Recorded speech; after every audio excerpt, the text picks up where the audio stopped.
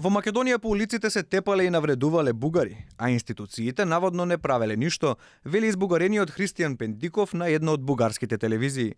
Тој се жали дека постојано добивал закани, но гумина го обвинувале дека е предавник, му праќале слики од оружје, а некои одале и дотаму, што му порачале дека ќе го најдат и во Бугарија. Това, за съжаление, е нормално в Северна Македонија.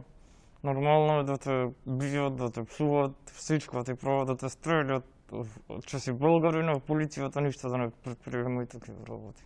Овие драматични тврдења на Пендиков доаѓаат откако тој доби бесплатен стан, джепарлак и вип третман во Софија. Од друга страна во евиденцијата на македонската полиција. Освен тепачката со него, нема заведени други инциденти поврзани со изјаснувањето како бугарин. А во Комисијата за заштита од дискриминација, досега се доставени 40 на представки од македонски бугари. Голем дел од оние кои досега се разгледани се отфрлени како неосновани.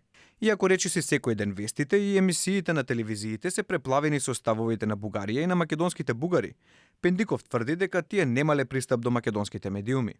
Просто, че аз мога да говоря и съм тук в България, а македонските българи в Македонија не могат и е много по-трудно за тях да говорят на камери, на интервјуто, затоа че след всяко интервју което даваме за телевизиите, но sve повеќе и повеќе не псуват, sve повеќе и повеќе добиваме заплахи. Ова е негово прво појавување по нападот во Охрид, откако официјална Софија со државен авион, без да консултира или да побара одобрение од ниту една македонска институција, си го зеде Пендиков на лекување во Бугарија.